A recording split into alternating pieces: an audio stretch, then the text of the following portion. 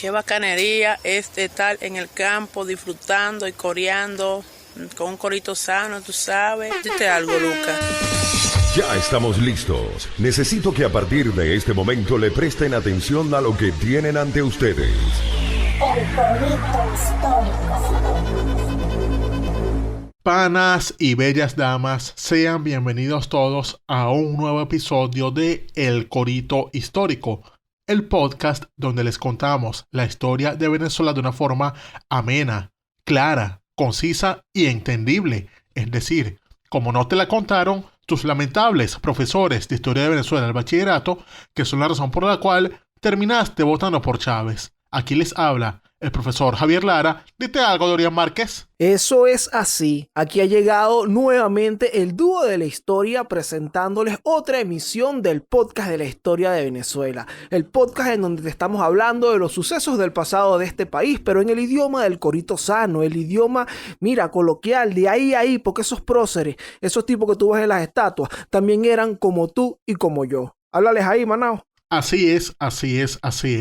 No olviden tampoco que El Corito Histórico es el podcast que te enseña y si te descuidas también te preña, pero solamente si tú lo quieres, bella dama. Solo si tú lo deseas, mi amor. Porque no hay una cosa más importante para relaciones interpersonales que el consentimiento. Porque nosotros somos seguidores de esa corriente filosófica que es el vallenato, donde habla que las mejores cosas siempre salen como consentimiento. Consentimiento. Así mismo, aquí que somos, mira, diomedistas y todo eso, yo que soy silvestrista personalmente, nos llevamos por esta corriente filosófica del consentimiento, así que presta atención al corito histórico para que mejores tus relaciones interpersonales. También quiero decirte, antes de empezar con el tema de hoy, porque venimos hoy con una efeméride que la tenemos ahí mismo ayer, pero, bueno, comentarte que el corito histórico te lo puedes vacilar en todas las plataformas digitales. Spotify, Apple Podcast, Google Podcast, en eBooks. Estamos también en el canal de Daniel Lara Farías en YouTube. Ahí tenemos la caja de comentarios y lo estamos vacilando todos. ¿Dónde más, Manao? En nuestra página web www.elcoritohistórico.com, donde aparte de poder descargarse los episodios, en caso de que tengan internet eficiente, pueden ir al sistema Elmer Nominal para discusiones objetivas o sendo beta, a dejar las preguntas para los episodios del chat. Se llama Elmer. Pero también estamos en Spotify, Apple Podcast, Google Podcast, en iVoox y en todas las plataformas que ustedes se imaginen. Pero vamos hoy con algo, ya que hablamos de Silvestre, de Diomedes y de Rafael Orozco, estamos bastante colombianos en este día, ¿no es así, Dorian? Sí, vale, porque tú sabes que para el año 1819... a Simón Bolívar le dio por decir como a Pastor López, después de Venezuela, es Colombia querida, mi segunda tierra. Y entonces, bueno, fue para allá hacer unas diligencias y aquí, en el corito histórico, en episodios pasados, hemos estado siguiéndole la pista haciendo el camino a Boyacá. Y ya llegamos a ese día. Correcto, porque estamos ahora en lo que es la batalla de Boyacá. Así que agarren su manzana postobón, su chocorramo y prepárense que nos ponemos hoy bastante colombianos. Así mismo, porque bueno, tú sabes que en el camino a Boyacá, que estábamos, como dije aquí, siguiendo la pista, pasamos por Gámeza, después pasamos por Pantano de Vargas y lo dejamos allí en Pantano de Vargas. Aquí empiezan los antecedentes de esta batalla que fue el punto crucial para la liberación de la Nueva Granada. Entonces, ¿qué pasa aquí? Que después de Pantano de Vargas, el 25 de julio de 1819, nuestro niño bolivariano se fue hacia una zona llamada Corrales de Bonza, mientras que Barreiro se retira hacia Paipa. Eso es correcto, porque efectivamente, después de esa batalla donde la acción de los llanos de Rondón, en el momento y lugar exacto, destruyó la caballería realista, lo que quedó fue Barreiro corriendo, dando las enaguas en el camino. Entonces Barreiro corrió, dejó artillería, dejó soldados, y entonces el plan de él ahora era seguir de largo hasta Santa Fe de Bogotá para allí reforzarse con las tropas que tenía el virrey Sámano, que era el virrey a cargo del virreinato de Nueva Granada, valga la redundancia. Exactamente. ¿Qué pasa? Barreiro está en una zona en donde hasta ese momento, luego de la batalla de Pantano de Vargas, podía mantener comunicaciones con Bogotá, que es esta zona de Paipa. Si te buscas un mapa ahí en Google Maps y pones Paipa, te vas a dar cuenta que hay una línea recta hacia Santa Fe, hacia Bogotá. Y bueno, ellos estaban comunicándose muy tranquilos ahí, todo era risas y diversión en ese momento, cuadrando reunirse las fuerzas de Barreiro con las de Sámano allá en Bogotá, bueno, para hacer una mejor resistencia. Pero ¿qué pasa? Que Bolívar, el 5 de agosto, 11 días después más o menos de la batalla de Pantano de Vargas, decide tomar la ciudad de Tunja, que Tunja está en el medio. Entonces lo que hace Bolívar prácticamente es meterse en el medio de las comunicaciones que llevaban Barreiro en Paipa y Sámano en Bogotá. Es decir, le jodió la partida porque le dijo, ajá, para llegar a Bogotá tienes que pasar por encima de mí. Tienes que pasar por aquí, exactamente. Para llegar a Bogotá usted sí tiene que pasar por aquí, hermanazo. Tiene que pasar por Go. Entonces, ahí estaba, se planta Bolívar y el ejército libertador en Tunja. Pero ¿qué pasa? También hay realistas en todos lados. Entonces, hay unos emigrados de Tunja que ven llegar a la tropa patriota, salen corriendo y le dicen a Barreiro, épale, Barreiro, aquí acaban de llegar un ejército, yo no estoy claro si ese ejército es tuyo, ahí llegaron unas tropas. Ajá, esta gente se metió en el medio. Y Barreiro hace una ruta que es pasar por un llamado páramo de Convita, que es básicamente la parte de atrás de Tunja. Le pasa por atrás a Bolívar y se le planta en el pueblo de al lado para restablecer sus comunicaciones con Santa Fe. Ya de ahí, lo que tenía era un saltico que dar para cruzar a Bogotá y reunirse con su jefe, con el virrey. Exactamente, pero recordemos que él estaba ya en desventaja, porque después de la pela que le dieron en Pantano de Vargas, sus tropas habían mermado terriblemente. Y a pesar de que había agarrado gente en Paipa, gente emigrada de allí de Tunja, solamente le quedaban 2.670 soldados y la mayoría de infantería. En cambio, los patriotas tenían 2.850 combatientes, de los cuales tenían bastante caballería, o sea, le quedó la gente de Rondón y también le quedaban algunos de los legionarios extranjeros, los británicos. O sea, el carajo era en alta y tenía sobre todo la vanguardia, es decir, la punta de lanza del ejército estaba a cargo de Santander y la retaguardia, es decir, la reserva, estaba a cargo de Anzoátegui. En cambio, Barreiro solamente tenía de jefe de Estado Mayor a un tipo llamado Sebastián Díaz y un coronel en la vanguardia llamado Francisco Jiménez. Entonces ya el 7 de agosto, Barreiro dijo, bueno, vamos a irnos con calma, por la zona de Boyacá, vamos a agarrar a Santa Fe. Para ir a Santa Fe de Bogotá, desde allí, tiene que pasar por un puente, que es el llamado puente sobre el río Teatinos, que ahí está la zona de Boyacá. Pero, como tú comentabas ya, que habían como espías en el lado de Barreiro, o sea, gente que estaba en Tunja y que fue a chismear a Barreiro de lo que pasaba, también había gente ahí en los otros pueblos que estaban monitoreando lo que estaba haciendo Barreiro para informárselo a Bolívar. Y así hicieron. Cuando empezaron a moverse, le informaron a Bolívar, mira, tipo te estamos poniendo en marcha. Así que, bebé, ¿qué vas a hacer tú? Exactamente. Bolívar se da cuenta o recibe la comunicación, tiene ahí la inteligencia de que Barreiro, ajá, este tipo se empezó a mover y pretende pasar por el puente de Boyacá. Bueno, sería una lástima que llegásemos nosotros primero. Y es en efecto lo que pretende hacer Bolívar. Entonces aquí ya entramos de una en el día de la batalla, que es el 7 de agosto, con un ejército de Simón Bolívar, comandado, bueno, como comentó Javier ahorita, con la vanguardia de Santander y en la retaguardia Anzoátegui. Tenía a Sublet como jefe de Estado Mayor, unos 2.800 soldados. Y se lanzan precisamente a ese plan. Vamos a bloquearles o bloqueamos el paso o los capturamos intentando pasar. Pero no pueden pasar hacia Santa Fe de Bogotá por nada del mundo. Entonces, bueno, ahí empieza esta carrera de los realistas de Barreiro desde Motavita, que es el pueblo de al lado de Tunja, y bueno, esta otra carrera de los patriotas para intentar capturarlos. Y entiendo que se encuentran a eso de las 2 de la tarde. Sí, porque, o sea, Bolívar empezó su camino a 10 de la mañana. Pero la cosa es que Sámano iba por Barreiro iba por los caminos verdes. Porque ellos pensaban como hay que evitarlos, es que vamos a irnos por el camino pedregoso, que por ahí no se van a meter. Pero como los caminos verdes sabemos cómo son, que son siempre intrincados, o sea, que por algo son caminos verdes, entonces se tarda un poco más. En cambio, Bolívar, como él decía, bueno, ustedes también por caminos verdes, yo voy a ir por el camino principal, es decir, el más rápido, se agarra por la autopista, pues no por la carretera vieja. Exacto. Y entonces, de esa manera, los patriotas finalmente llegaron a un lugar llamado el Boquerón de Tobal, y allí es donde encontraron a los realistas, que en ese momento, ya a las 2 de la tarde, estaban tomando un descanso. Ya dijeron, coño, vamos a descansar aquí un momento, creo que no nos han visto, vamos a almorzar. Y efectivamente agarró a esa gente con el plato de los cubiertos en la mano. En pleno almuerzo les empezaron a caer a tiros Santander y su combo. Exactamente, que era la vanguardia patriota. Y también hay un dato acá interesante, y es que desde donde estaba Barreiro en Motavita, que es el vecino allí de Tunja, se podía divisar como en la parte más alta de Tunja estaba un contingente de los patriotas. ¿Qué pasa? Que desde ahí empiezan a pensar Barreiro de que eso es lo único que había.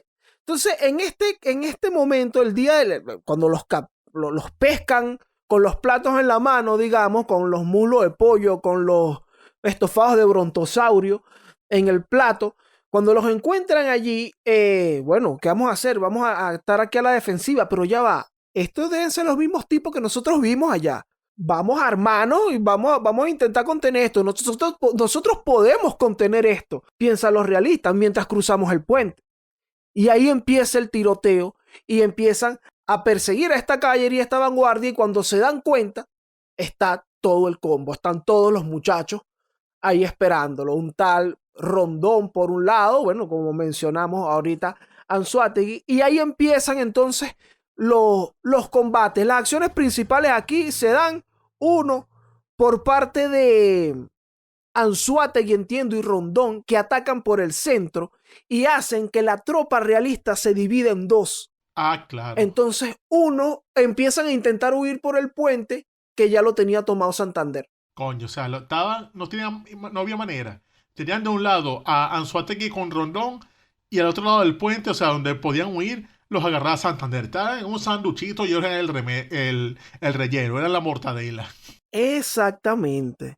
Entonces, esto era una situación muy complicada para Barreiro, que empieza, bueno, a actuar ya a la defensiva. Incluso dentro de los relatos de los realistas se menciona el hecho de que ante esa carga que hace Anzoátegui al centro de la tropa, la infantería sale en desbandada. Se fueron. Y empieza una fuga masiva, sí, empieza una fuga. Entonces, algunos oficiales logran contener algunos soldados que se van. Incluso esto es algo que vamos a ver ahí cuando terminemos el relato, que se nota muchísimo en el saldo de capturados y muertos y esto. Entonces, esta desbandada que ocurre acá también es fundamental para empeorar la situación en la que está Barreiro.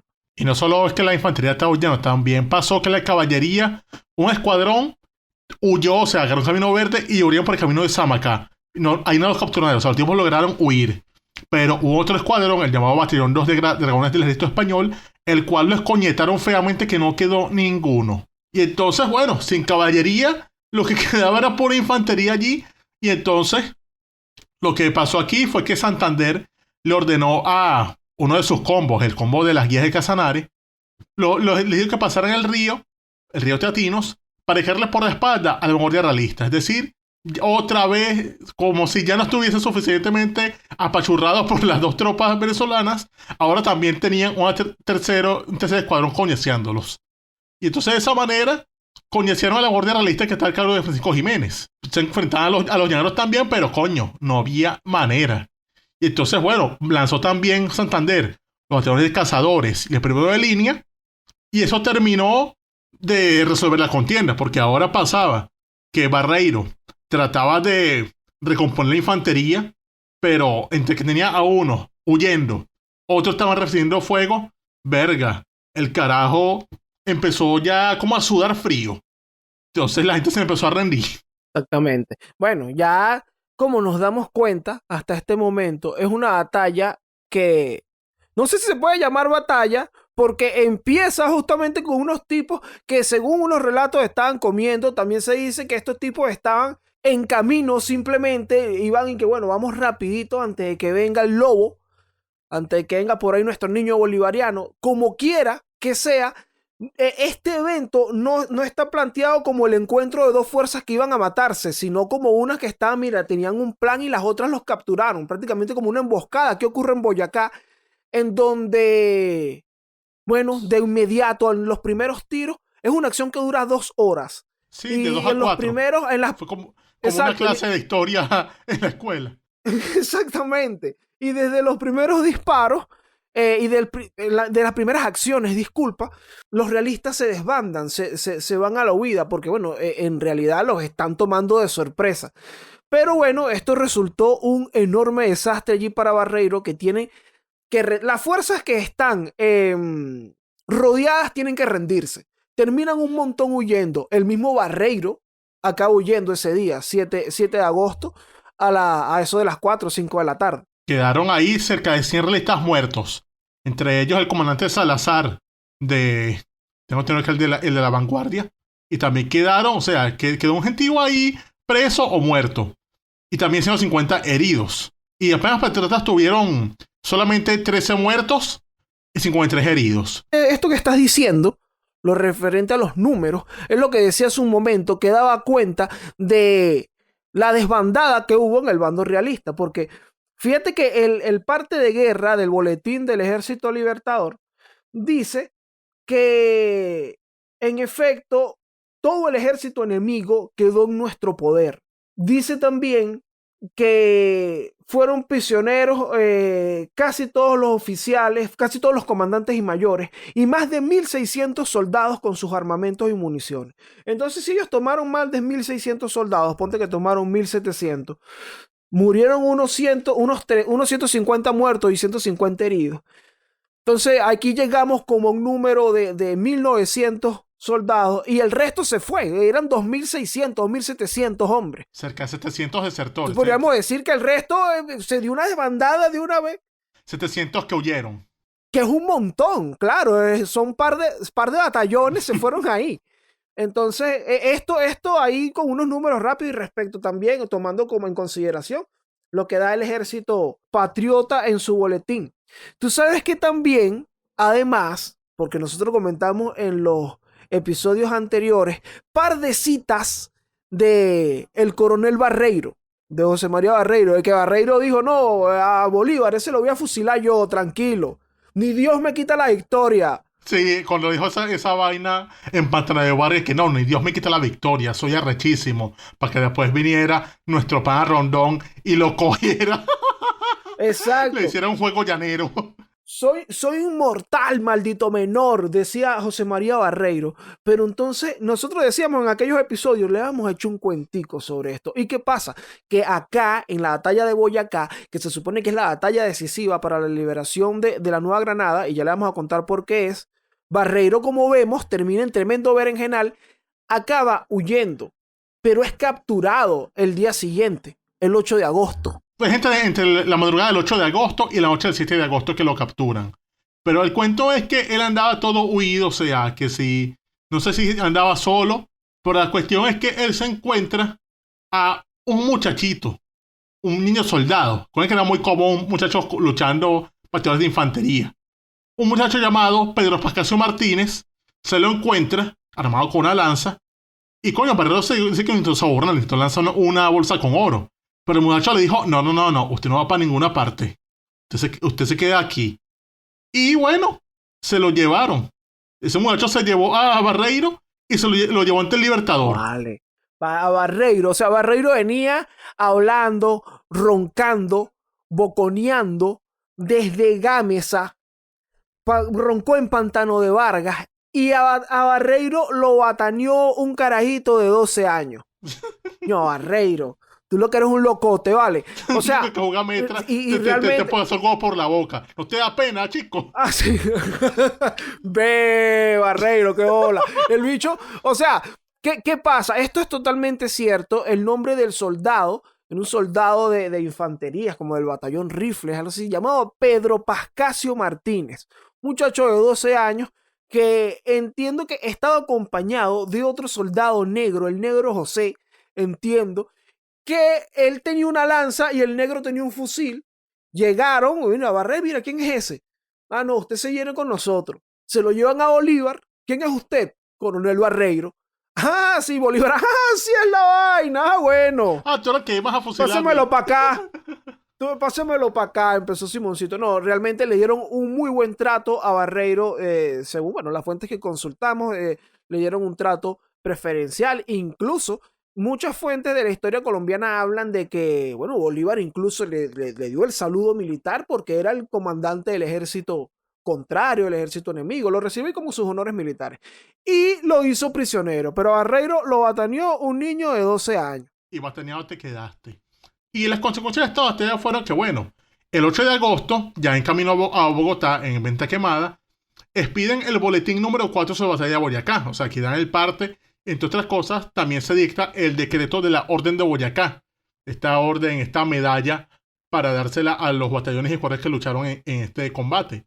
Y ya a los 2 días, o sea, ya el 10 de agosto, entró el ejército patriota a Bogotá. ¿Por qué? Porque recordemos que el plan de Barreiro era llegar a Bogotá a reunirse con el virrey Sámano. O sea, que juntaban los dos ejércitos y de esa manera hicieran frente a Bolívar. Pero cuando Sámano se entera de todo el desastre de que el ejército de Barreiro no queda nada entre desertores y capturados, bueno, Sámano dijo fue, mira, chao bless, panas. Y el carajo agarró y se fue en medio de la noche, o sea, hizo una perejimenada. O sea, el carajo agarró. Sámano le hizo a Barreiro lo que le haría más o menos Morillo a la Torre luego. Y que bueno, hermano, nos vemos. Sí, o sea, el carajo dijo, bueno, chao, Blaze. Y se fue que, dicen que se fue con tanta premura que ni siquiera agarró dinero del tesoro del virreinato. O sea, imagínate, ni pudo robar de lo cagado que estaba. No le dio tiempo ni de llevarse unos reales. Es interesante también el hecho de sobre la actuación de Barreiro y bueno, y que Sámano termine huyendo. Es que a Barreiro es un muchacho de 25 años en este momento. Él llevó lo que fue la campaña de la Nueva Granada, fue un exitazo para Bolívar, enfrentándose a un Barreiro de 25 años que además era un muchacho como porfiado. ¿Qué pasa? A él lo trae Morillo, él viene pasó por su academia militar, él es de Cádiz, y a él lo trae Morillo, uno de sus oficiales más jóvenes, y él se destaca en la comandancia militar que le dan en Cumaná en 1817-18. Morillo, bueno, también en vista de que está falto de oficiales allí, de jerarquía que puedan dar la talla, y como él está enfrentando esa guerra en el llano toda terrible, decide, mira, llevarse a Barreiro a comandar la 3ª división del ejército del rey, que era la que defendía ahí la parte oriental de la Nueva Granada. ¿Qué pasa? Que empieza Morillo y los jefes realistas a molestarse con Barreiro en cierto momento. Ya para junio de 1819, Morillo se estaba comunicando con el ministro de Guerra y también con Sámano para reemplazar a Barreiro por La Torre, porque él dice que es culpa de su indolencia que Santander pudiera haber hecho o preparado la campaña de la Nueva Granada para ir para allá. Que mira, esos tipos cruzaron un páramo, están por allá, están en camino para allá, Pompeo. Y eso es culpa de Barreiro, que no estuvo pendiente. Bueno, en el parte mes siguiente, razón tenía. Razón tenía en parte. Sí, bueno. Ahí ellos prepararon, incluso él lo culpan de que Santander haya tenido la posibilidad incluso de mover armas y todo ahí en el llano, en el Casanare. En la preparación de la campaña y en el Casanare, exactamente. Entonces luego, al mes siguiente, está el virrey Sámano reemplazándolo, le envía una comunicación, mira, póngase la orden de Sebastián de la Calzada, que ese es un personaje que se menciona mucho acá en la historia también del país como jefe realista, lo iban a reemplazar por Sebastián de la Calzada, y lo que hace Barreiro es responderle a Sámano diciéndole que, oye, hermanazo, yo sé que yo soy un muchacho, pero déjame trabajar, o sea, yo estoy dispuesto a echarle bola aquí. Él pidió como un cacao, él dijo, déjenme trabajar. Y bueno, lo dejaron trabajar y bueno, Gámez se apantanó de Vargas y aquí terminó en Boyacá capturado por un muchacho de 12 años. Siendo trabajo que se lanzó. Pero no fue... Coño, Barreiro. No fue el fin de Barreiro, porque resulta que después de que entran los patriotas a Bogotá, o sea, que Bolívar formó su gobierno allí, bueno, el triste destino de Barreiro sería el fusilamiento casi que 2 meses después de la batalla. el día 10 de octubre de 1819. ¿Qué pasó ahí? Bueno, que él estaba preso en Bogotá, pero alrededor de él siempre hubo rumores de fuga y sobre todo intentos de soborno a los guardias. O sea, el carajo andaba siempre ahí con una vaina diciéndole, epa, carajito, ¿quieres ganarte un oro? Coño, suéltame, vale. Yo tengo ahí unos reales. Tú no sabes quién soy yo tengo real ahí. Exacto, él pensaba que andaba, no sé, en Tocorón, una vaina así.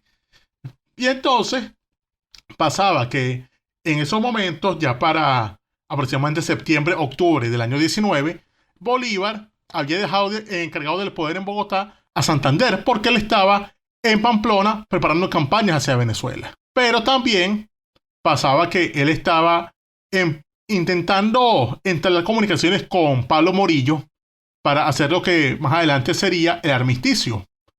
Pero otra cosa terrible que pasaba era que él también se había comunicado con el virrey Sámano. O sea, él había entablado conversaciones con Sámano a fin de intercambiar prisioneros. O sea, él le decía a Sámano, mano, yo te puedo dar a esta gente que capturé toda en Boyacá y tú me das unos panas míos, fuego. Pero Sámano como que lo dejó en visto. Como que le decía, no, que no. Y entonces no te conozco ni nada. Exactamente. Entonces, ¿qué pasaba aquí? Pues que estaba Bolívar en su propio peo allá bien lejos en Pamplona y Santander tenía esos muchos peos en Bogotá y de paso tenía ese carajo ahí y que sobraba de su gente. Entonces Santander, harto ya de que coño, este tipo se quiere escapar yo no voy a ser como Bolívar que dejó a la gente ahí en Puerto Cabello joderle la partida. Él dijo, voy a fusilar a estos coños de madre. Y así lo hizo. El 10 de octubre de 1819, Barreiro sería fusilado. Él y buena parte de su combo. Sí, vale. Incluso en ese combo de fusilados en donde estuvo Barreiro, hubo 25 oficiales españoles junto a Barreiro, 5 granadinos, 5 venezolanos, un ecuatoriano, un guayanés y un puertorriqueño. Hasta un boricua ahí, un Daddy Yankee ahí, siendo fusilado por la justicia republicana.